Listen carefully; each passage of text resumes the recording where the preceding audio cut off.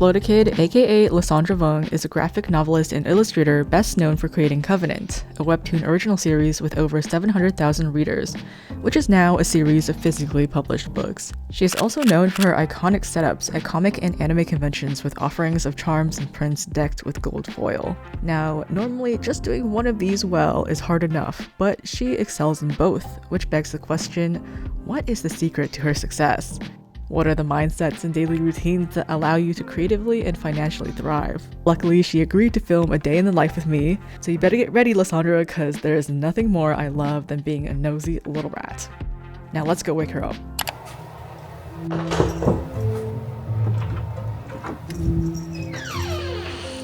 Explodikid, it's time to get up! It's time to rise and grind. Where are we going? Going to the bathroom. What do you do in the bathroom? Getting ready. Oh, okay.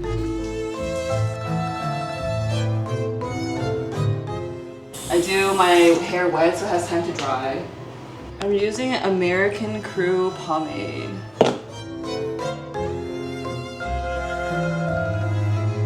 Where are we going? We're gonna go make espresso because I have a caffeine addiction. I'm gonna drink water first and take my fiber. How much fiber is this? It's only 2 grams. It says serving size is 5 capsules and you need to take, well, I take it like multiple times a day because the #1 rising cancer is stomach cancer and the #1 cause of stomach cancer is no fiber. Who is this? This is Jinx, my evil creature.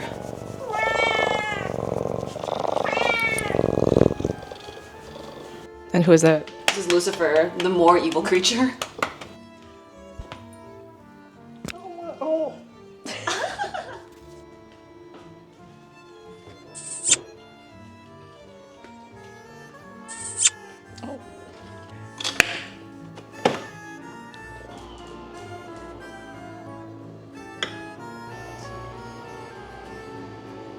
You think all artists should own a cat? I think all artists should own a cat, even if they're allergic. They can overcome it. Are you allergic to cats? I am allergic to cats, but through the strength of microdosing my cats to myself, I've been able to overcome it. Other than doing your hair, brushing your teeth, and drinking coffee, and smacking your cat's butt, is there anything else that's crucial to your morning routine? Probably a good 30-minute social media scroll just to awaken my senses to how devastating the world is. Do you have a lot of art on your TikTok, or do you not consume art as an artist? I hate art TikTok and I hate Instagram Reels. I like to consume my art only as pictures, and even though I participate in the trends of making video content, I just feel like it still gives me the ick. I think the difference is when it's process about the art or genuine information about the art, I really enjoy it because it's still centering the skill at the end of the day. But when the art feels like the video is the purpose, but the art is just a vessel for the video. So if they weren't making video, I know that art piece wouldn't exist, and that I feel is a little bit disingenuous. A lot of people make art that it's just for the video and it's not something that I can tell that they enjoy making. It's just that they're good at video content, and I respect that as an art. It's just not for me. I get it. Yeah.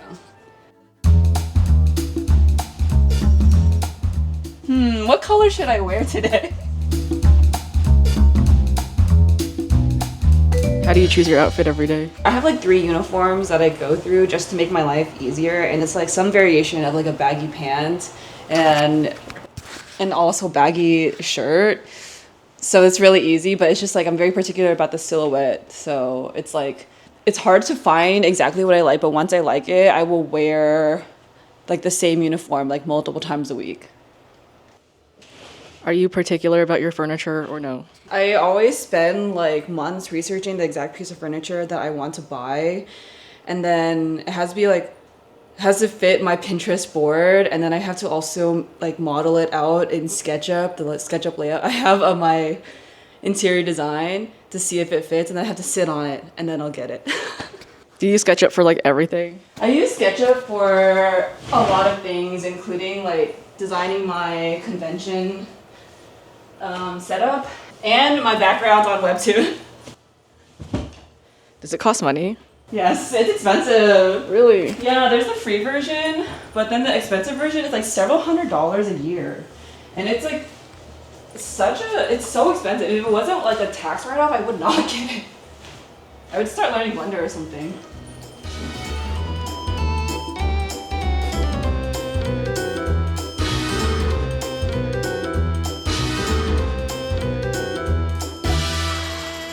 Tell me about LaCroix. I love spicy water. Every time I go to a restaurant, I get sparkling water.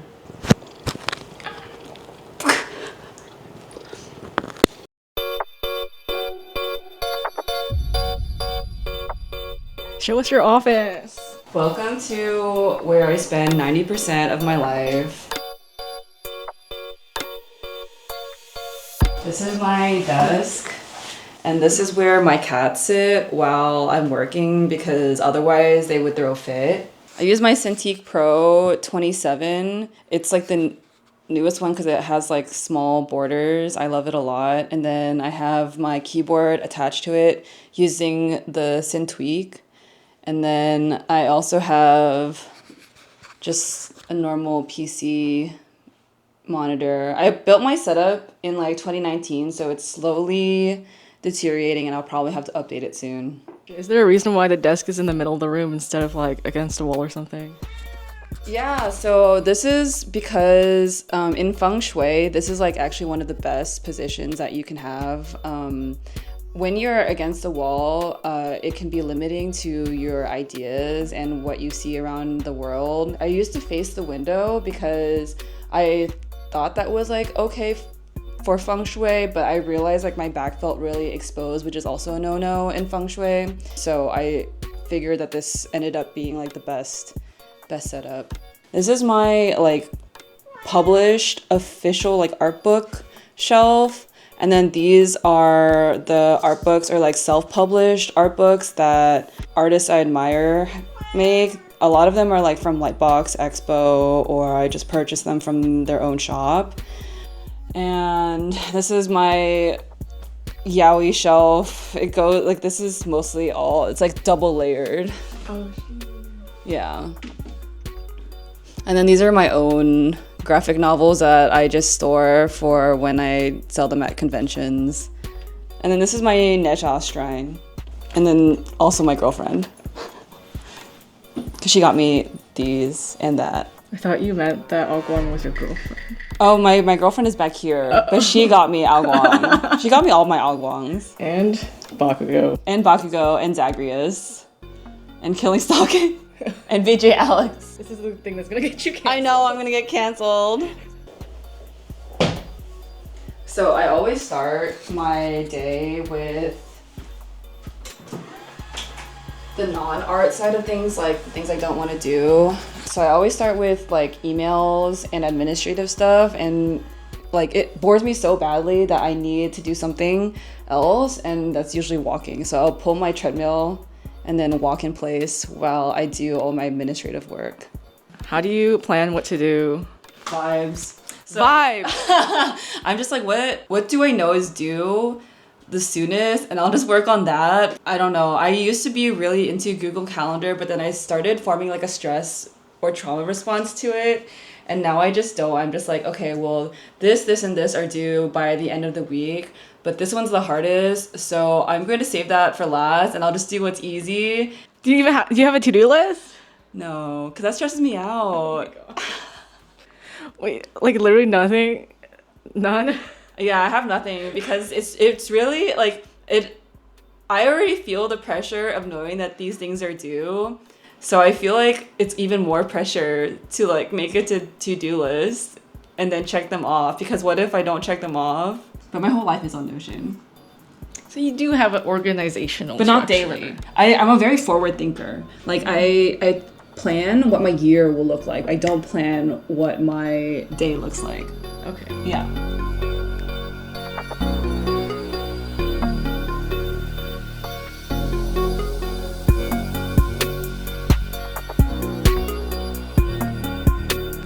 What have you been working on? I've been working on a script for a YouTube video on why I think Covenant succeeded, since people ask me a lot about that. So stupid. You just started YouTube. How are you approaching your new endeavor? I'm definitely approaching it as like a completely side thing just because I want to be an artist first and foremost, but I do enjoy talking about my work and my process and answering people's questions that they've been asking me for a long time. So I'm trying to just address those questions first. It's been fun so far just because I constantly write like these essays in my head about my work and about my processes, and there's never really been an outlet for that, but now there is, so I hope that it helps people.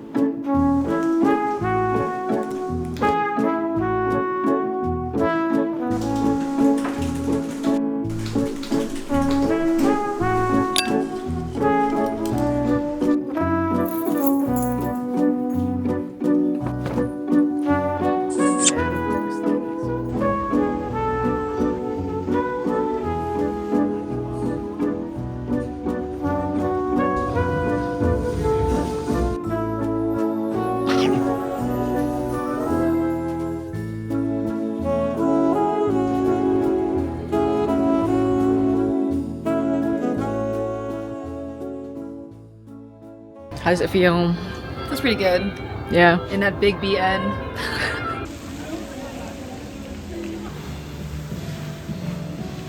So like, do you try to go out every day, or there's some days or weeks where you just like stay home? Most weeks I am like shut in and do not leave the house except for like a mental health walk.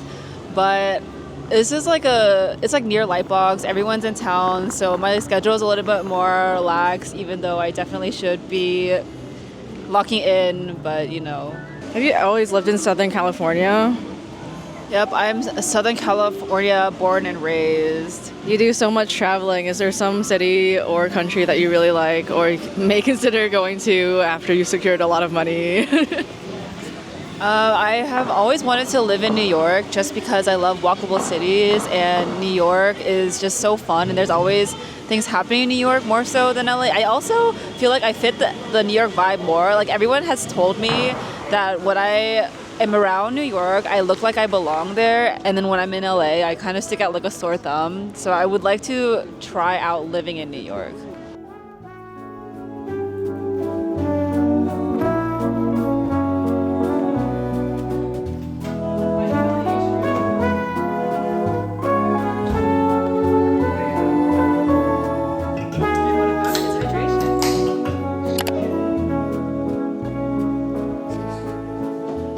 Looks like you're done writing. What's the plan now? The plan now is to work on a freelance commission thing that I'm doing. I don't normally do freelance, but Bryce stopped by my table at DragonCon and he was really nice, and he said he wanted me to do some work for him, so I said yes. What do you usually listen to while you're working?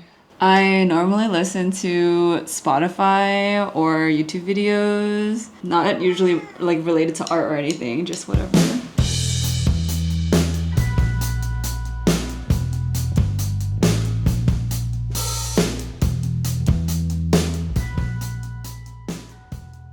So it appears that you're not really using this keyboard, you're more using this. What is this? I don't know what it's called, but it came with the old Cintiq Pro 24 or 32, and I've just been using it ever since. I have the keyboard here for anything more complicated than like what I have saved here. And you're using Clip Studio Paint? Yeah, I'm using Clip Studio Paint. Is that your preferred program, or you also use like Photoshop? I started on Procreate, but when I started making comics, I realized that Procreate wasn't enough, so then I started using Clip Studio Paint, and I don't know how to use Photoshop. So are these like 3D models that you made in an app or something? Yeah, I use this app on my iPhone called Magic Poser, and then I just like pose the like installed models And then I just like bring them over to my reference file and then just use that to like figure out the lighting. These are my thumbnails. I really didn't know what direction I wanted to go, but I ended up just settling for this one because I feel like it was more dynamic and also showcased the designs of both characters well, instead of like for instance like obscuring the mech suit. Yeah, I can see like with like this one, like one of them Yes. is back, it's covering the other character. And like her suit is like kind of her whole design, so I didn't want to just like cover it with like another body. I'm snooping on all your layers. Is Oh. there ever a time where you merge all of them and just paint over it? Yes, when I have the painting about 75% there, then I will merge everything and then just paint on top. But I like to keep things separated. Like all of my shadows are in this folder. So like I have like the main shadows, but then also like the ambient occlusion shadows on this layer. So I want to keep them separate because I think about them like different, or I think about them separately. No, I've spoken about this before. It will make you die. Told the story of Bull Lightning before as to everybody in and around you. We want What would you say are the key skills you need to do what you do? I would say first and foremost is like the technical aspect of the art. I mean, that's one thing, right? Like to be able to draw. But then I think the other one, the important skill is like to have like a business mindset, or like to be able to approach things as an entrepreneur, even though that's like kind of cringe.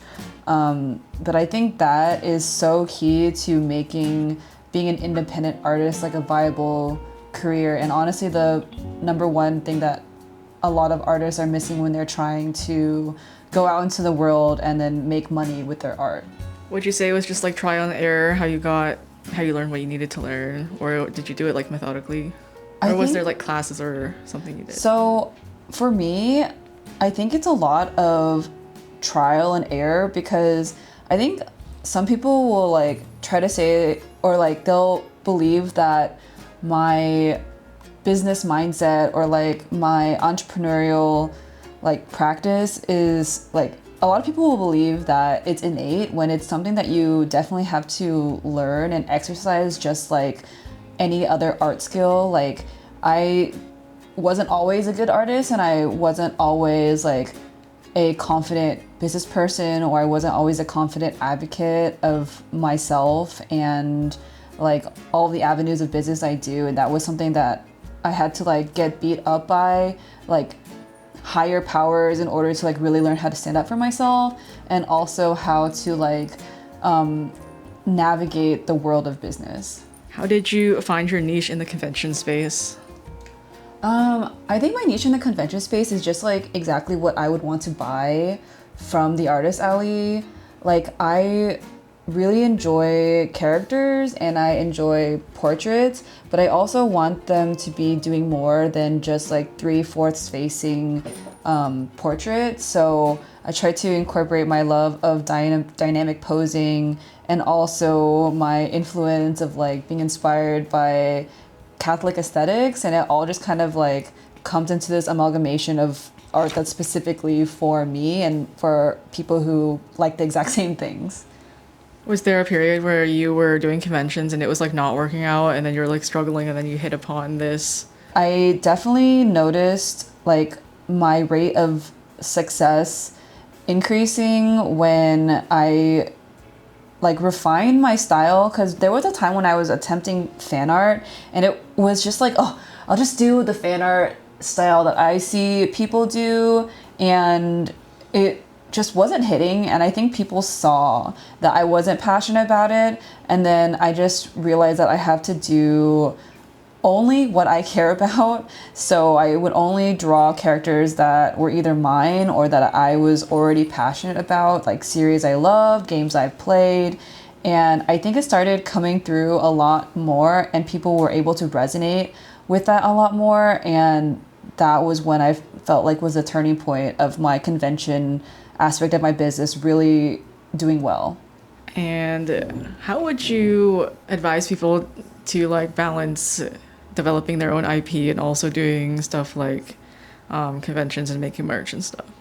I think that they have to do both at the same time, if I'm going to be honest. Like, I think a lot of people wait, or like, oh, I'll wait until I'm like financially successful enough with fan art or like the convention side before I like delve into like personal IP or whatever. But for me, I did my original IP first, and so that's why I feel really fulfilled in all aspects of my art business.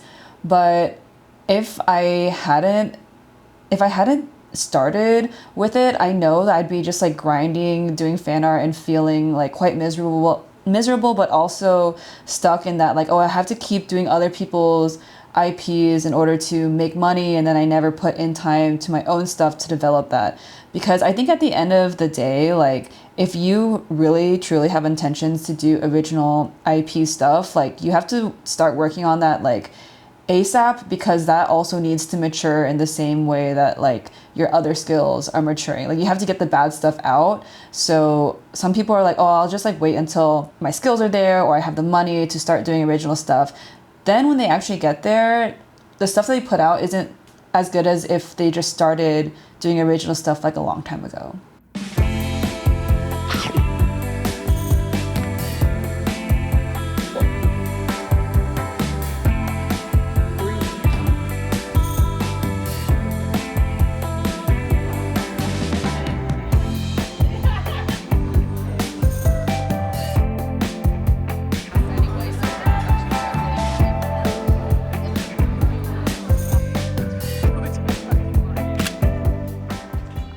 Alright, so what's your usual nighttime routine? My usual nighttime routine is just finishing work that I honestly didn't really want to do at the beginning of the day, which right now is sending out emails that are definitely timely. So, yay! Nighttime emails. Oh. So how often do you actually see your friends in the area? On a good month where I'm not dying, probably once a week. But in a bad month, maybe once a month. Do you do a lot of personal work, or aside from what you do professionally, or would you say that most of your personal work manifests in something that will eventually be published or bought? Most of the things that I work on, even if it's for myself, somehow usually ends up being for work or for sale anyways. I think I have an interesting split in my work where the 50% of stuff that I do that is original is already like work for myself. So anything that I do for my series Covenant is like self-serving, and it's what I want to make. So it also happens to end up being what is like what I do for like my main job. And then the other half of my work that's like convention stuff, it's like still all the fandoms that I personally enjoy, and like print styles that I would personally enjoy making even without the condition of selling my work. So I feel like it's all personal and it's also all for work at the same time. It's a min-maxing, right? Yeah, min-max. Got that hustle grind set. You probably pay a lot to live here, but it seems like it's worth it. Yes, I really believe in paying for convenience, which is definitely goes against what my parents believe in, but I feel like I am undoing a lot of financial trauma by just doing what I want in my heart. Have you always been working with other people in your journey, like in comics or doing anything in your career? For example,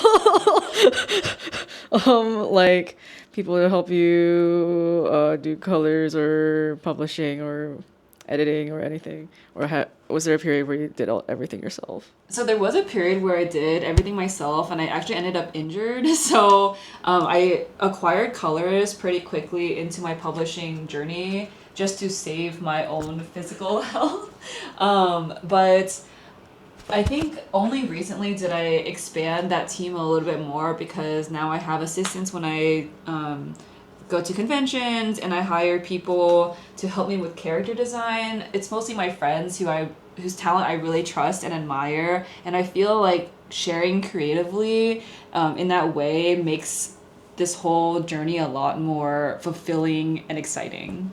If you have an idea, you are likely not going to be able to ever get it out into the world completely by yourself unless the project, I mean, like if it's a zine or something, like yeah, totally do it by yourself. But if you have like this grand idea for like this glorious IP that is your like magnum opus, you will 100% have to rely on you will have to rely on other people, and just like kind of accepting that fact as early as possible is the only way that you will ever get that idea into the world. Otherwise, I feel like the fear of never releasing that idea into the world should scare a lot of people and motivate them to be more lax in what they're willing to allow other people to work on. Okay, any final advice for anyone who's interested in comics or publishing or making their own IP? I think it's really healthy to have a balance of what you personally know and love. So spending a lot of time figuring out exactly what that is, and also being able to understand that to have a commercial piece of work, you have to compromise with yourself a little bit. So you have to like conform to make things a little bit more like consumable, or they just can't be exactly what you want all the time, and being able to take a step back from your own work to like see how it can make your audience happy or like make your audience feel the way you actually want them to feel is really important. All right, I'll let you work and have a good night. Thanks for talking and spending the day with us. Yes, of course. Good night.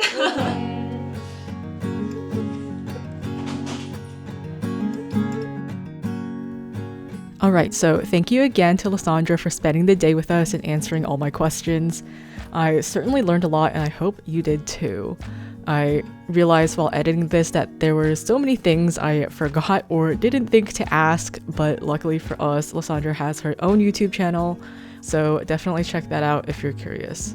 Let me know if this is a format that you enjoy. I've always liked interviewing artists I'm curious about, and I think that this casual format is pretty fun, and I'd love to do more of it in the future, so I'd appreciate any feedback.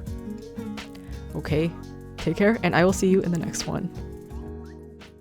And then you could like lift the cover and I'd be like, rise and cry. Well, if that's what you want to do. Like this. And then you can remove. Thoughts? I'll knock on the bedroom door.